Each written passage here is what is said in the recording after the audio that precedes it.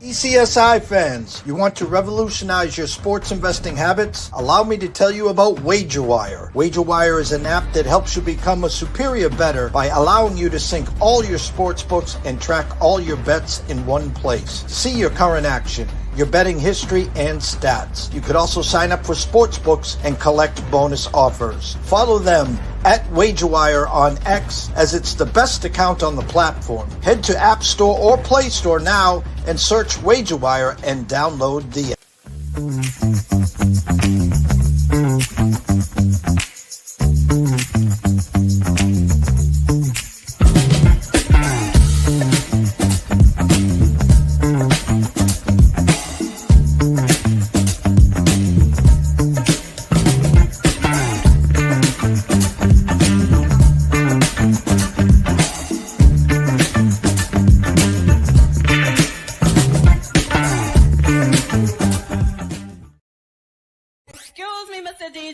Check this out. We got a great show coming your way.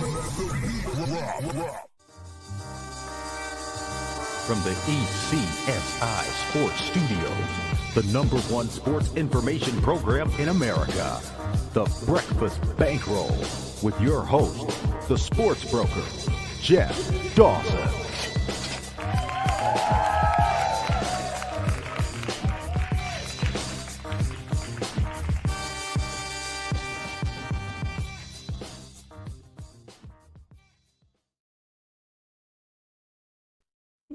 Good morning, sports fans from all around the globe. I am the co-host, Jeff Dawson, East Coast Sports Investors, and it's that time of the week for the Breakfast Bankroll for November 25th, 2 days before Thanksgiving. Good friend and colleague, Mr. Scotty Webb, live from Tampa. What is it? It's not bad outside. 46 degrees here, cloudy. Gonna get rain, and more rain, so I guess it's better than snow. I get the final step 4 down yesterday. My fertilizer guy came by, so we're already getting ready for spring, hopefully, so a little tongue-in-cheek there. But anyways, first and foremost, a shout-out to our proud sponsors and partnerships. It's WagerWire. Head on over to Google Play, download the app. It is free. And, of course, Terry Smith at AtlantaSteaksAndSeafood.com. Steaks, seafood, chops, appetizers, wines. Terry's got it all. Don't be shy. Go introduce yourself over on Facebook. And then let him set up your festivities for the holidays. He'll make it simple. That's all. You'll look like Chef Boyardee, Emerald Lagasse from Fall River. He'll make it easy for you. So without further ado, let's bring him in. Mr. Scotty Webb. What's up, champ? Hey, man. I heard you talking about 46-degree weather, and I'm sitting there going, man, that's pretty cold. Now, that's called balmy back east in around February. So, anyways, the headliner, 49ers skin the Panthers. And it's kind of funny. 49ers take the opening drive. Now, I'm bowling, by the way, so they got the game on everywhere, and I'm really not paying much attention to it. But my point is, death by 10,000 paper cuts, I think, 15-play drive, almost 8 minutes, 9 minutes. Juwan Jennings, 7-0 Panthers. 7-0 Niners, and then here comes the Panthers. And if I remember correctly, a drive turnover, and then they pick Purdy immediately. So here you go. Eventually get it 1st and goal from the 1. There's not a harder running back in the land than Rico Dowdell. If you gave it to him 4 times, he could have fallen over to make it a 7-7 game. And what do they do? 1st and goal from the 1. They decide to roll Young out, and he throws an interception. Game changed right there. Another under in a primetime game, 20-9. Just a flat-out ugly game, Scotty. Well, it's not very often that you can sit there and go, hey, the team that I bet on, which was San Francisco, right? I bet on San Francisco, gave it out here. And it's not very often you can sit there and go, well, my quarterback threw 3 interceptions. and we still won the game. And not only did we win the game, we covered the damn spread. So it's not very often that you can do that. But let's throw a little bit of logic in here, because all I saw all afternoon yesterday on Twitter, of course, the greatest place in the world. I love Twitter. Don't get me wrong. I love it.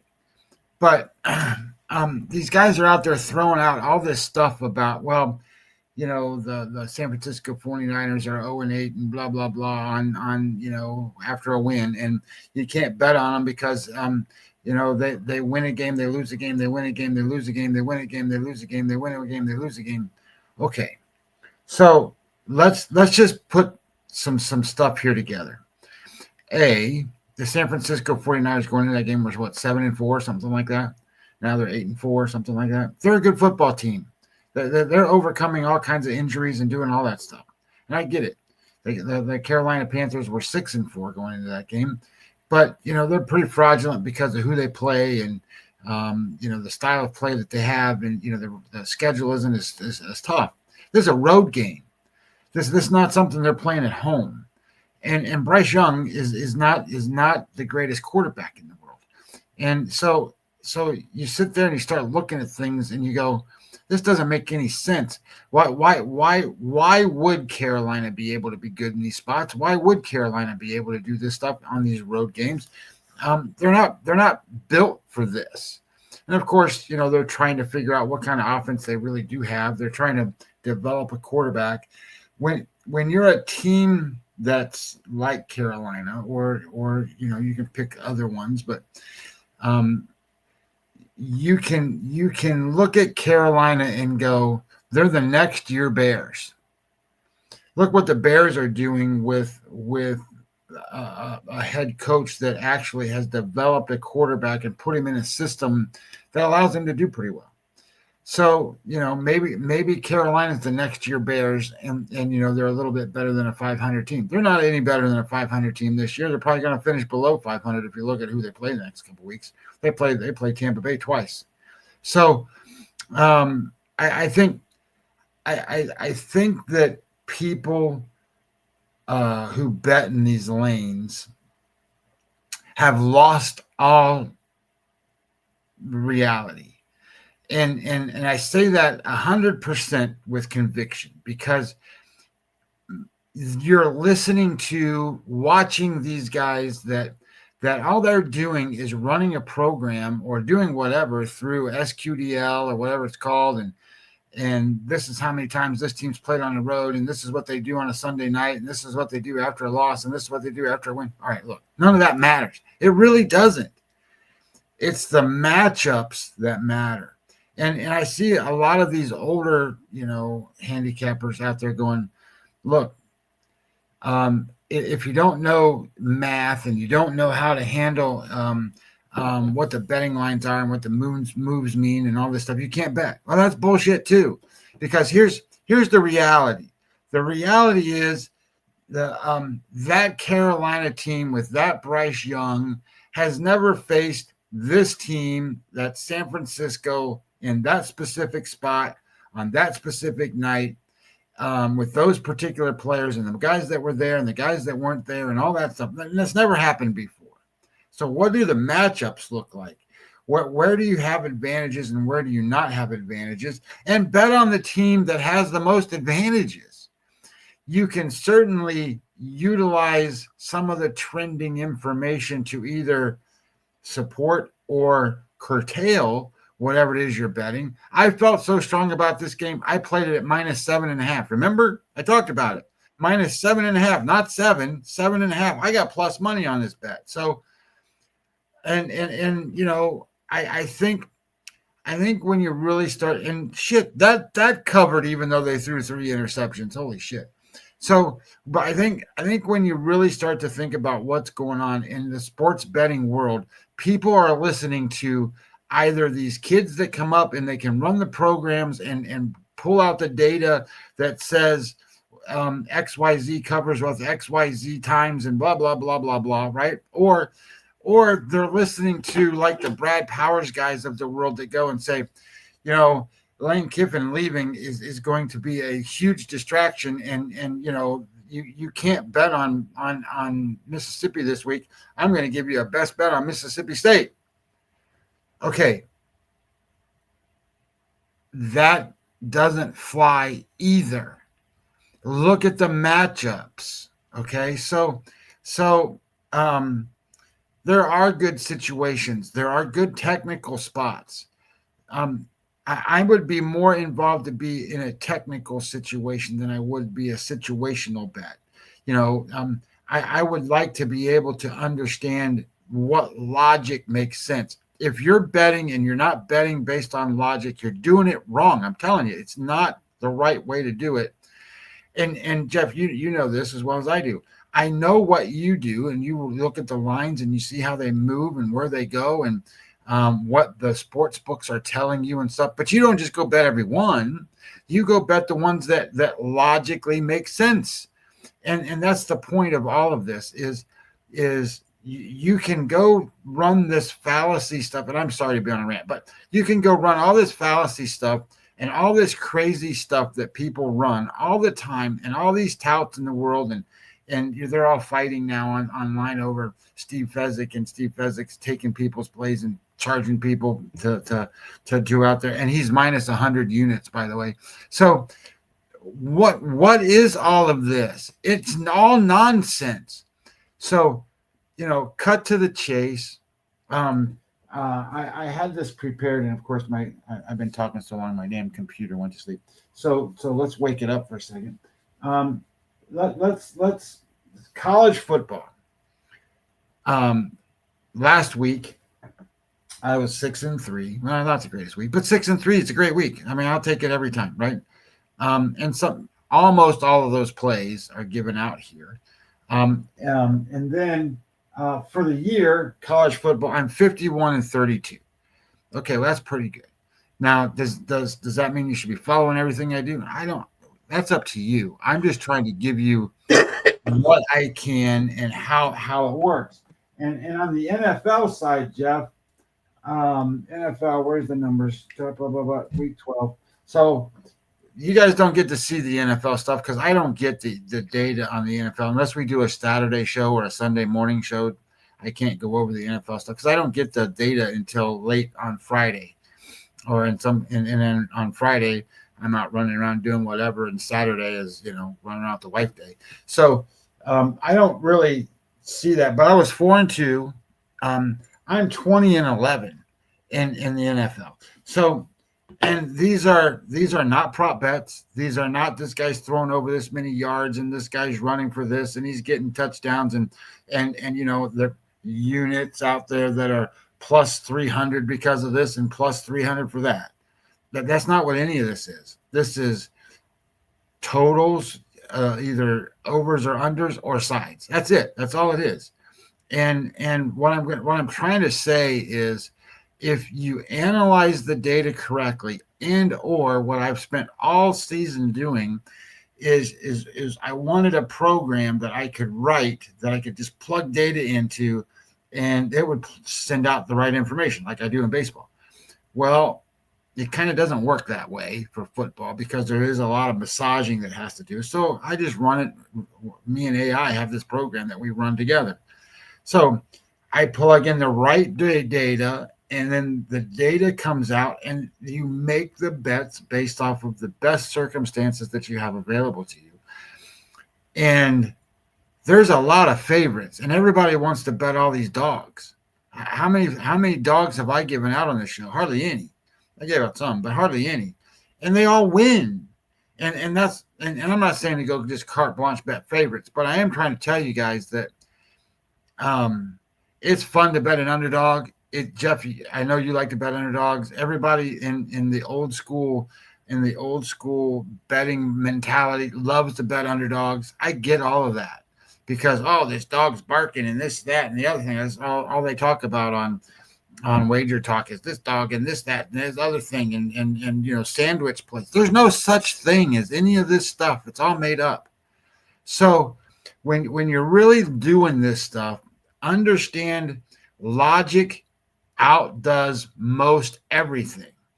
on a consistent basis. Sure, you can lose on certain things, but if you do things in a logical way, you're going to win way more than you're going to listen to all this other nonsense that goes on around you. And shout out to PB. Look, guys, I do try to answer my questions that I get. PB's been asking me lots of questions. I know he asks other handicappers and other things he likes and other sports and things questions. Look, the guy's on a run, man. He's like winning every game. And he texted me last night and said, hey, look, I guess text is the wrong word, DM'd me last night and said, hey, I followed you on that minus 7.5. I got it at plus money. It was great. Look, if you have questions or you want answers, either ask them during the show. And I know it's a 9:00 show, so maybe some people aren't ready for that. But send me a DM or just comment on our show on the thing. I'll answer it as best I can. I do check it every once in a while. So anyway, sorry about my rant. There you go. Right. Also want to give a shout out to Emil Kulsker and Danny Hovland of Port Alberni, BC, Canada. They've been followers for us for a long, long time. I get emails from Emil once a week on his Canadian football, his NFL, his horses. It's amazing what social media has done. We have clients all over the world, and it's nice to get these emails. Keep up the great work, Emil and Danny. Hope you guys have a very blessed Thanksgiving coming up here as well. I know we have a couple MAC games. I want to get to something because Thursday will be the NFL. We'll be back tomorrow, 9. I got an absolute jam-packed schedule because we'll be dark on Thursday. Tomorrow, me and Scotty will be here 9:15 talking NFL. We'll be talking some NCAAF as well. Andrew McGinnis will be here around 10:30 to talk some NHL. Huge slate in the NHL tomorrow. We're going to bring in Matt Grissom at Grissom on X from 11 to 11:45 tomorrow to talk Westgate Superbook card, SEC, Arkansas football and basketball. And then at 12, high noon, Ron Momorlewski will be back from L.A. Before he ships off for the festivities to talk some NCAF and NFL like no other. So we're going to be jam-packed tomorrow. But again, Thursday, the highlight, all 3 games are so intriguing, Scotty. Green Bay travels to Detroit. This Lions team is leaking oil. They should have lost last Sunday to the Giants. In comes Green Bay, which has been probably one of the biggest Jekyll and Hyde teams in the NFL. Only a 2.5 with a 49 Green Bay favorite. Good morning to Mr. Benson and Mr. Stevens there at the Circa. The middle game, the sandwich game, no pun intended there. The Chiefs travel to Dallas. Chiefs -3, -15 at a 52. It opened at 51. I mean, this has that 27-23 vibe all day. Loser really in pigeonholed to make the playoffs, and the winner really propels themselves into the probability of making the playoffs. And then the late game really has changed now. This is a Ravens team that was favored by 10.5 not too long ago against the Bengals. Now a flat 7 with a 51.5. Why? The return of Joe Burrow. But what I really want to ask you, Scotty, is about the Kansas City Dallas game, just because of this. Last Monday, Dallas travels to Vegas and they win. Then they come back home. They play another game 6 days later. This past Sunday against the Eagles, down 21-0. They come all the way back and win 24-21. Well, now they play another game 4 days later. So 3 games in 10 days. I know Ron will talk about the rest factor and whatever, but for the NFL, and I know practice schedules have changed, and I know equipment, massages, all that has changed. But 3 games in 10 days for an NFL team's gotta be I don't even know the correct word there. I mean, I mean, you talk about not giving a rat's ass about the athlete, Scotty.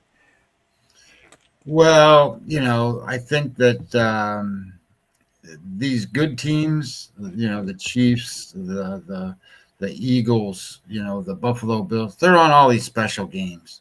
They're always on. Like I just did out the schedule for the rest of you. And the Eagles play on Saturday. They play on Sunday night. They play on Monday. Every week, you're going to see the Eagles all the time. So they're all these teams. So what really matters in those spots is it's the head coach. So if you're a first time head coach, Dallas has one. How often has he ever had to manage his team through this process? Probably never.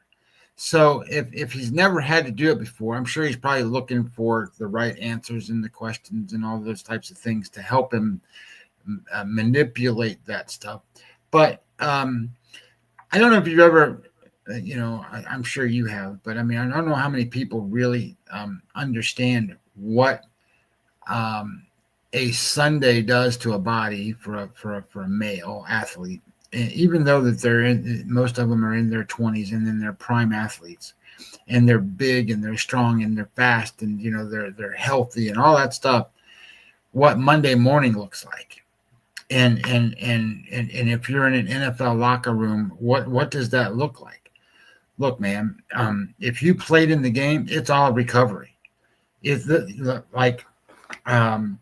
Every snap, you have your body as an NFL player goes through a car crash. Every single snap.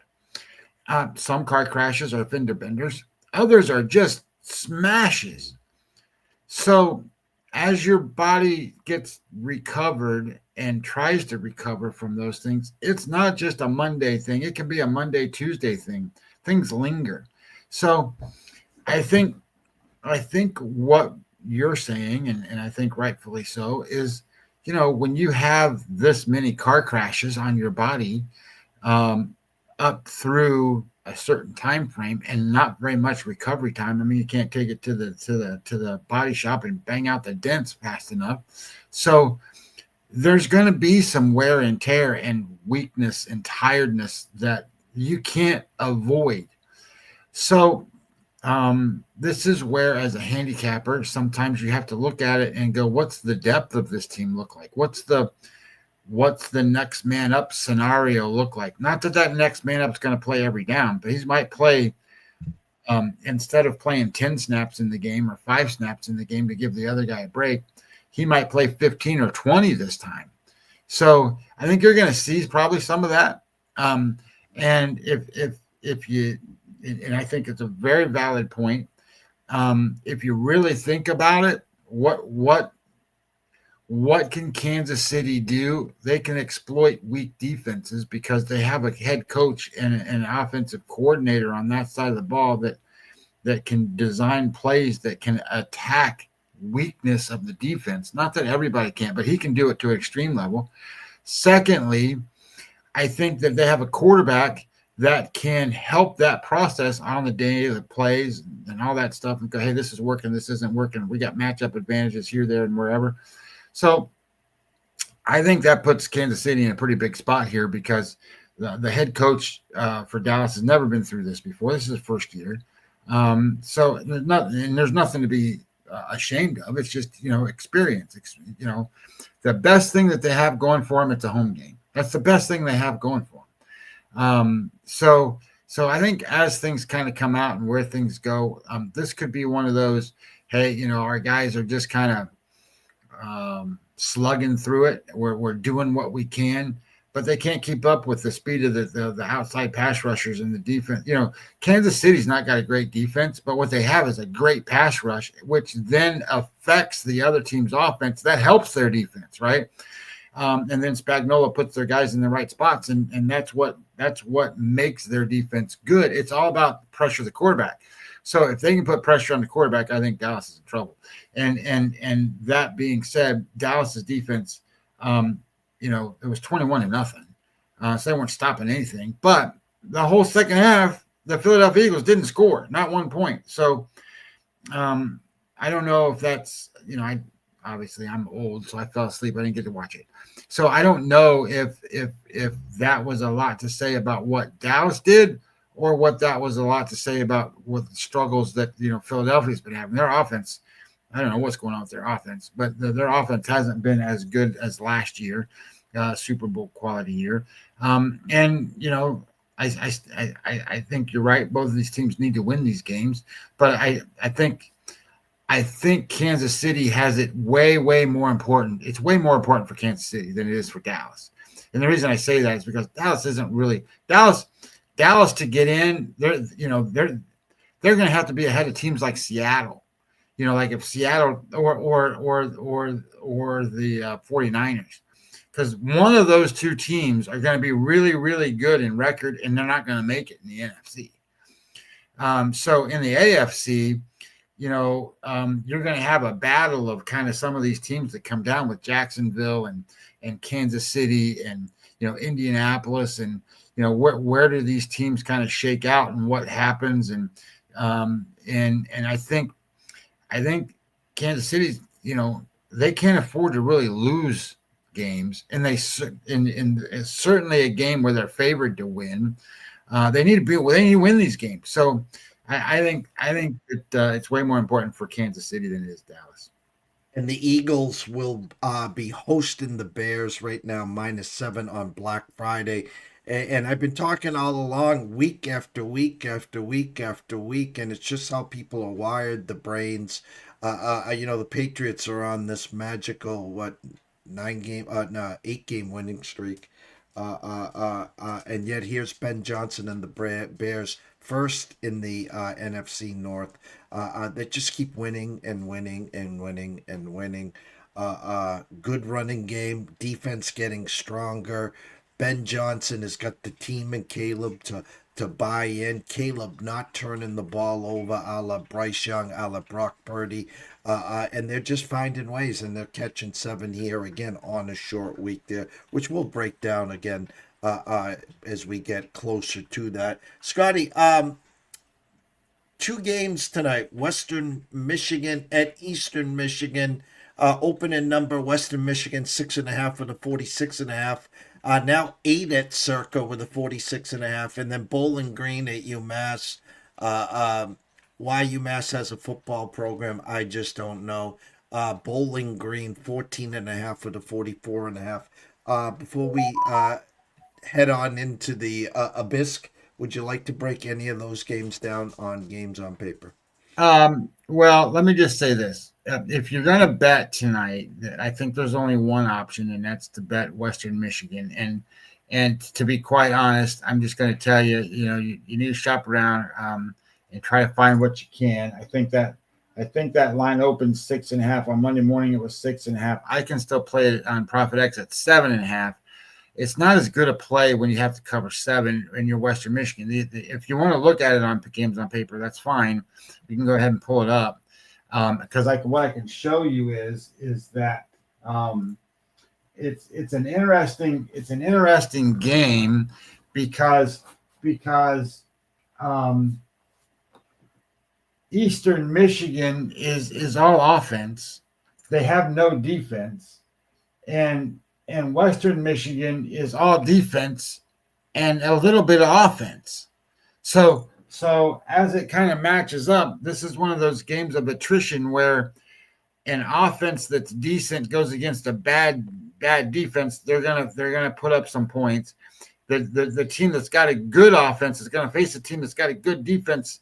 So how many points do they kind of put up? So it kind of makes an even matchup. Now, as I played it out and things went through, the system comes up and says, "Hey, Western Michigan is going to win this game 30-16."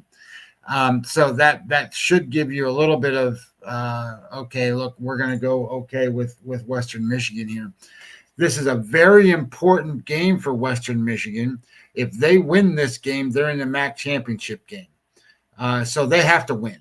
So if they win, they're in. Now, if they lose, there's some other circumstances they can still get in because they lead by 1 game in that conference. So if they win, they're in. So like look at like the offense for Western Michigan on the pass, the very first purple box there. They rank 120th throwing the football. So you're going to be betting on a team that is 120th out of 135 schools. I had, but they're 58th rushing the ball, and the defense is 117th against the run to stop them. So that gives them obviously a great avenue to go. But you're also then looking at Eastern Michigan's offense. They rank 53rd passing, 47th running, but they face a defense that's 8th against the pass and 47th against the run. So it's pretty even matchup on the defense. They should slow them down and stop them for the most part. So I think that, yes, Western Michigan wins this game. Do I think it's going to be 30-16? I don't know if it's going to be that. The other side of this that I would tell you that I think could come into play, it's going to be cold. It's not going to be a fun place to play up there in Eastern Michigan tonight. I think an under is probably a good look. So if you're going to bet, that's the game to bet. You do not bet Bowling Green in Massachusetts. Look, Bowling Green's not very good, and they're on their third or fourth quarterback. So I mean, they're coached by Eddie George. So that's the best thing they got going for them. Look, they're 14.5-point favorites against a team that they're going to gives up 45 points a game or whatever it is. It's just terrible what UMass is. But you can't take Bowling Green on the road, even though they got to cover 2 touchdowns. This is not something that you want to get into. Now, the Thursday night game I found a little bit unique, which is Navy and Memphis. It opened Memphis -6 on Monday morning. It was Memphis -5.5. Now I can bet it at Memphis -4.5. So people really like betting this Navy team. And if you look at what you got up on games on paper there, Navy Memphis. If you look at this game, look at the top. Navy is 35th. Memphis is 25th in EPA. These two teams are relatively strength-wise pretty even. There's the biggest differentiation between these two teams is the yards per point margin. So yards per point margin, Memphis is plus 4.1, Navy is plus 0.1. You're not going to see that on that chart. But what that tells you is Memphis is more efficient with the yards they gain that turn into points, where Navy does a lot of things, but they either kick field goals or get stopped. And you might be, let's see, So one of the things you can see down here is looks like early third downs are good. Third and fourth down success. I'm looking at Navy's offense. Navy's one of those teams, remember that, the academy, so they're going to run the option a lot. But you got to remember, Navy will throw the football. This is a team that will throw the football, whereas Army and Air Force don't. This team will throw the football. And then the matchup, if you look at the defense for Memphis, they're terrible against the pass, but they rank 29th in the country against the run. So that's pretty stout against this defense. And then offensively, it's kind of interesting. You have Memphis as the number 2 rated offense rushing the football. Navy's number 3. And the defense strength for Navy against the run. They can't defend the pass. So you're going to have 2 rushing type offenses that want to run the ball against 2 defenses that can stop the run. So it's kind of a mixed bag here. I still think, and here's another thing. Brandon Lewis, I think, is the quarterback's name for Memphis. He's got a hobbled ankle. That doesn't mean he's not going to play. I did some research this morning. He's going to play. Kind of important that he plays, but he's going to play. And I think the system came back and said, hey, Memphis wins 38-24. I think it's closer than that, to be honest. That's a lot of points too. But it's in Memphis. It won't be so cold there. I think the guys they'll be a little bit better to actually do some scoring on Thursday. Obviously, Thanksgiving Day on the college side. I think the way I'm going to handle it is I'm going to end up. I might just sprinkle a little bit of play just as a pizza money play on Western Michigan tonight. I'm not going to play this Memphis Navy game. I'm probably going to play the NFL on Thursday. And Jeff, I don't know how many of these games I've already done for Friday and Saturday. I have so much information and so many different ways to look at this stuff and what I'm betting and where I'm going to go and how Friday. So I'm breaking this into 3 different segments. I wanted to have a strategy for college football that said Tuesday through Friday, these were going to be my bets. Well, Tuesday's best bet would be Western Michigan. It didn't really make the cut for anything above what I can bet on Friday. And neither did Thursday's bet. So I kind of like, well, do I really want to bet that stuff? Do I have to bet that stuff? I don't have to. So I probably won't. And then I have a list of a whole bunch of shit for Friday. So I'm going to end up betting a bunch of games on Friday, and I'm going to end up betting a bunch of college games on Saturday. With the other plan in mind is to bet the NFL games, whichever ones I like and whichever ones totals like.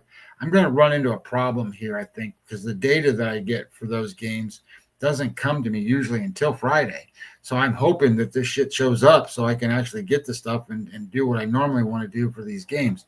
Anyway, I can probably find it somewhere else or try to get it somewhere else. So I'll probably look into that. But the point being is, I think that I'm going to bet I'm going to bet Friday's college football. I'm going to bet Thursday NFL games, and I'm going to bet Saturday all different bets. So normally I might have 5 to 6 college football games. I'm probably going to have 10, maybe 12, because there's so many games there's 13 college football games on Friday. I don't know how many there are on Saturday. There's a whole bunch, but they're all meaningful. They're not all meaningful, but they're all bigger schools against rival games, and they're all that kind of. So they're all fun. They're all important. They make good matchups, and if you find the right spots, they make good bets. And then Saturday the same way. I might end up with 12 bets. I might end up with, I don't know, more than that. But I think that's kind of where that's going to end up. And then Thursday I'm going to have a couple of bets, and then Sunday obviously have a couple more bets. So shit, I might have 20 bets this week, for God's sakes. Well, it's going to be a great week. Again, tomorrow, me and Scotty will be back around 9:15. We'll break down any potential in-pocket plays for Wednesday/Thursday. Thursday is Family Day. We want everyone to enjoy Thanksgiving, and we'll be back on Friday, 9:15 for the finalization of the in-pocket plays. Closing thoughts, Mr. Webb. Well, I started the show with a rant, so hopefully, I just want to follow up to say, hey, look, there's more than one way to do this. You can do this lots of different ways. Just be really smart about your money. It's your money.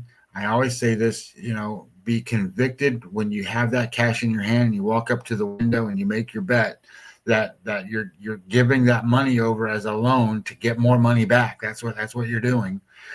And if you're not that confident in it, don't do it. Don't bet it.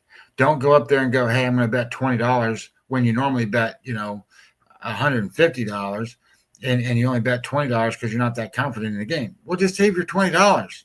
Who cares? It's not worth it.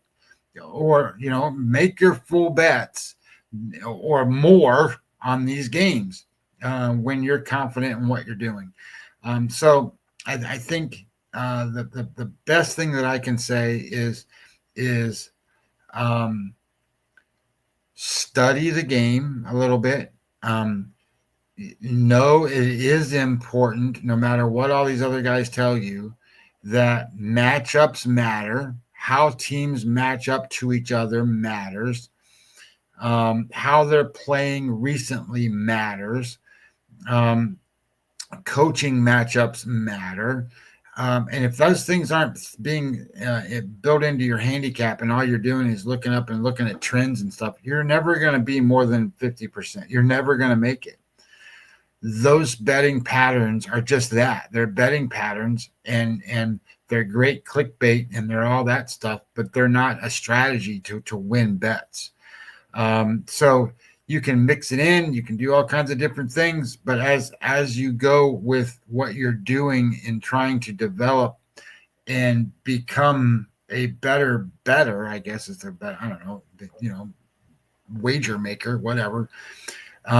You got to learn what gets you there, and what gets you there is how does team A match up to team B, and what does the strength of team A be versus the strength of team B? How long are they going to have the ball? What are they going to do with it when they have the ball? All that stuff.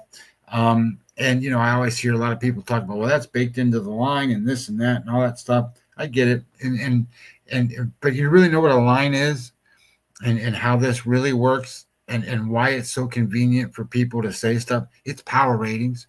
Same power ratings that a handicapper has is they might be a little different. Like Kenny White's a little different than what the actual sports books power ratings are. But they're power ratings. They're made off a number. And then they take that and they want to make money. So they might adjust a line a certain way or a certain thing based on how they want money to come in. And then what happens is, people in our lanes go, well, this guy's not, well, it's baked into the line. Well, this matchup, it's baked into the line. So they're going to go and say, well, you need to bet on stuff that's not baked into the line. Well, what does that mean? Well, it's not baked into the line, because you can say that's into the line. Well, here's what I'm going to tell you. And Jeff and I will probably argue over some of this, but I don't follow the market like Jeff does. I don't bet on, and I bet against it more often than I bet on it. I certainly don't follow the steam that often, every once in a while, maybe. And that was, again, like last night. I know a lot of people were on San Francisco early, but everything you saw in our lanes on Twitter and everywhere else was, oh, Carolina.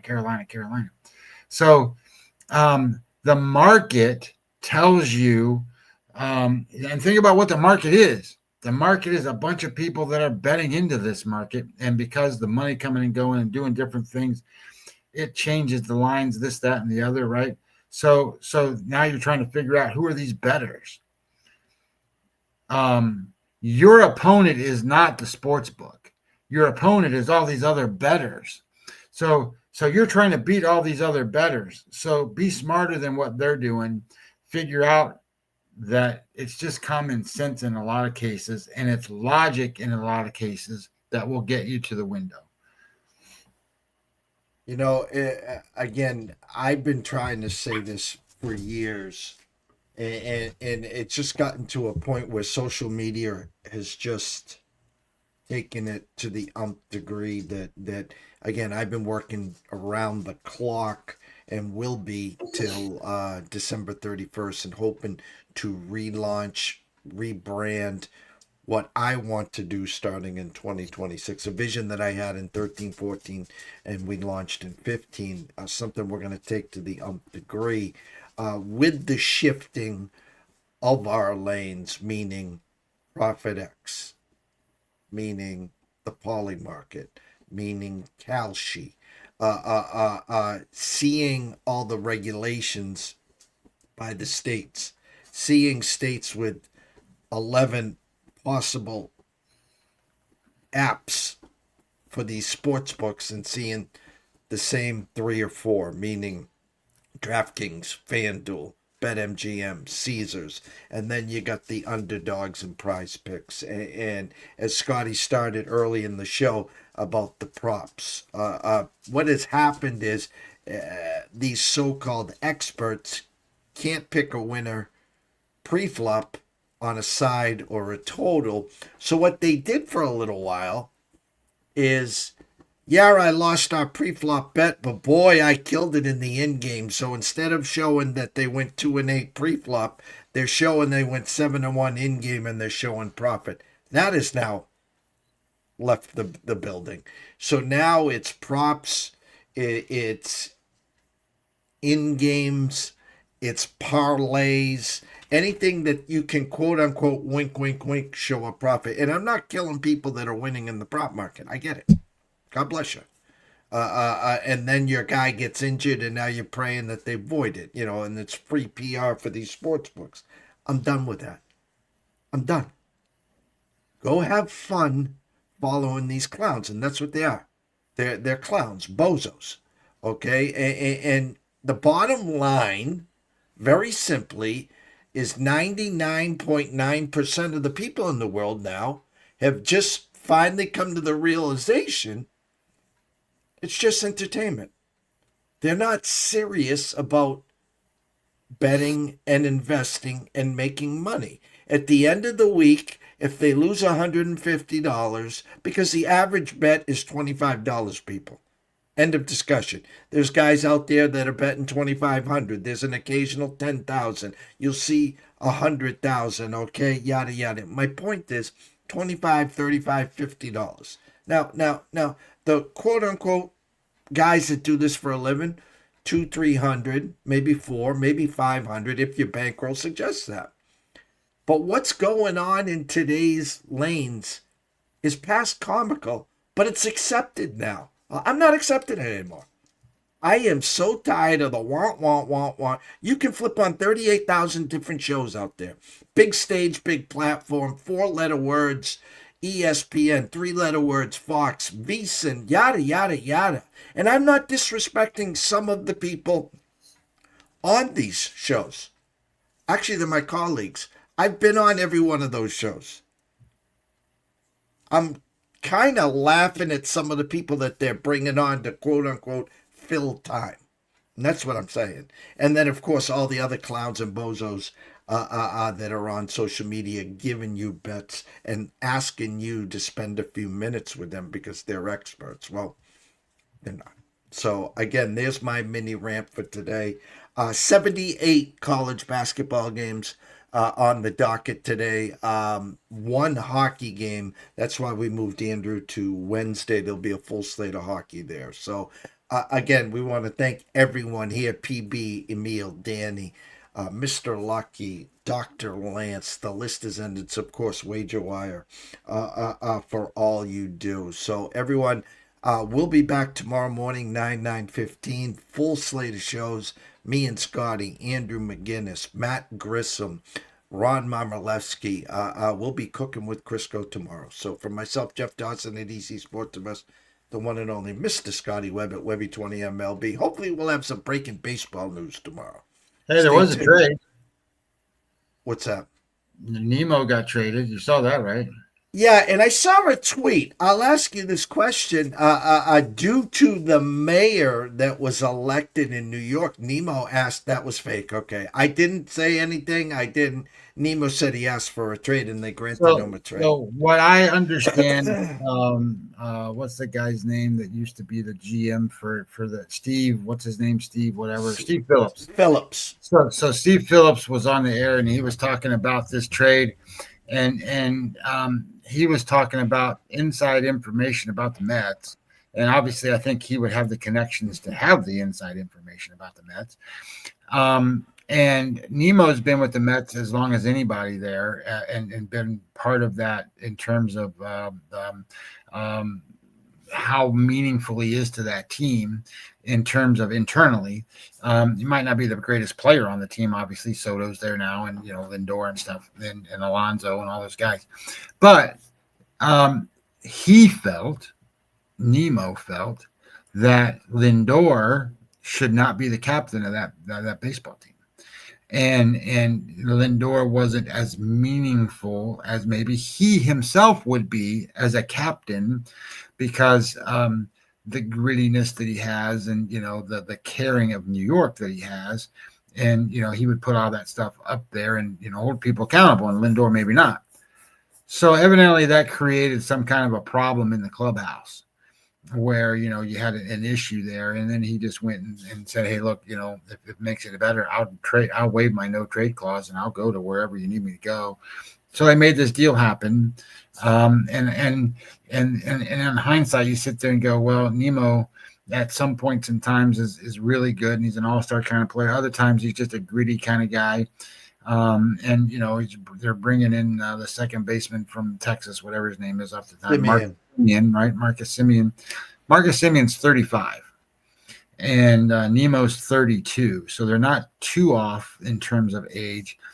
But Semien's, I think, going this way at the tail end of his career. His numbers haven't been as good as of late. He's not the MVP kind of quality caliber guy he used to be. And if you look at his numbers from last year, they were really bad. At one point in time, he was batting 7th or 8th in that lineup. That they moved him out. He couldn't protect Seager. They moved him away. He wasn't helping anything. Same thing with Adolis Garcia, right? So anyway, it was a problem. So they get rid of that bat. They bring in Nemo. That help, in my opinion, that's going to help the Rangers in terms of maybe some of the stuff that maybe they need, grittiness and attitude a little. But at the same time, I don't know how much it's really going to help the Mets, because I think their Mets with like Lindor, I think is correct when he talks about he's not a gritty guy. He's a flamboyant, hey, I don't get off to the good start kind of guy. I'm just laid back. I'm what's that center fielder's name for the Mariners, Rodriguez? He's kind of like that. He's kind of like, I don't care. It's nonchalant, whatever. It is what it is. Same with Soto, but Soto just plays better than all the rest of them. So I think Semien falling into that. Okay, well, you're going to have a whole bunch of guys that just really sit there and go, whatever, it just is what it is. If we win, we win. If we lose, we lose. Not that we're going to go out and try to lose, but they don't have that fire and compassion and stuff. And from what I see, from what I've heard anyway, I don't think they're going to sign Alonso. So, maybe they think Semien can provide some bat that maybe will help with Alonso being gone. I don't know. See what happens. But I thought that was a pretty big move. I mean, those are big names. And, Adolis Garcia, they didn't sign him. So Adolis Garcia is now a free agent. And Jonah Heim's a free agent for Texas. So Texas Rangers are going to look different. Now, keep in mind, they're going to get their pitchers back. Their pitchers are going to be healthy this year. So we'll see what that looks like and how they're going to be built, and see if they're more competitive. They have a new manager, they'll see how all that plays out and what happens. And so they're going to be an interesting team. And I don't hate to keep talking baseball, but the Pirates I saw are trying to get in on players. And there was another team that was normally a non-spending team that was getting in on players too. I forget who they are off the top of my head, but it wasn't the Rays. It was somebody lower than the Rays, but it was somebody that's trying to at least test the market and see what they can do. And look, the trouble with baseball is not the Dodgers. The trouble with baseball is teams like the Pirates, the teams like the Reds, and the teams that don't spend the money, that are on the bottom of the heap, and they don't match to what everybody else is doing. You got to have. I think baseball would do much better if they had a floor, not a ceiling. You have to spend this much money, and the reason they don't want to do that is because if you tell them how much they have to spend, how many teams are going to spend what they have to spend and nothing else. So I think that you got to put some kind of pressure, some kind of system in place that says, hey, you bottom feeders that don't spend any money, you're going to get these kind of penalties if you don't start spending money, that kind of thing. And you're going to see the quality of baseball go up, not go down. And we'll see. We'll see what the youth movement is still going in baseball. See how that kind of works out. See what these Japanese players. There's quite a few Japanese players coming over this year, so we'll see what that might look like. Because there are more hitters this year, I think, than there are pitchers, and see how that kind of plays out. So I'm excited. Look, anytime something happens in baseball, I'm like falling out of my chair going, Jesus, this is great. And then I'm like, well, shit, I still can't do anything for baseball because I need a whole bunch more stuff to start falling and dominant. I think when's the winter meetings? 10 days from now? Isn't it like 10 days? I'm like, holy crap, that's when stuff's going to start. And we'll see how that plays out. And the only other thing I'll say about baseball, I know you got the John Heymans and the Buster Olney's Assens. and all those guys out there. The only guy that I'll tell you, if you follow Jeff Passan, he doesn't like break the news very often. He usually is right, and he's usually giving credit to somebody else, but he'll have all of it. And if you really want to know what's going on, Jeff Passan will tell you what happened after it's already happened. But he'll tell you what's happened. But be very careful what you listen to from all these guys that make up shit about what they think they know and what's going on and what the GMs. Look, those guys are just as bad as the reporters that you don't like to follow for political reasons. They're just that bad. So be very careful what you listen to and how you listen to these baseball guys and what they tell you and all that stuff, because let things play their course, let things happen. I will say the baseball guys have been a lot better about not being wrong, except Bob Nightingale. He's really wrong about a lot of stuff. But yeah, I think as it kind of goes out, it'll be fun. I am always excited to what I'm more excited to hear about is what GMs have to say. I really want to. I like to hear what they talk about, because they're building the team A, they're building the organization B, and nowadays, they build the lineups and everything else. They just got to get the manager to keep the team, like more focused and not killing each other. GM Steve Phillips, big part. I'm a big fan of Jim Bowden. He's on Sirius Radio. I enjoy listening to him. I like the former GMs, their perspective. They've done it. They've had hands on, and of course they have Rolodexes a mile long where they can just hear or see something and make a quick phone call and get right to the pulse. So again, a lot of stuff brewing here. It's been a great show as always, guys. Enjoy yourselves, behave, stay in your lanes. We'll be back in 24 hours, 23 hours. Stay tuned.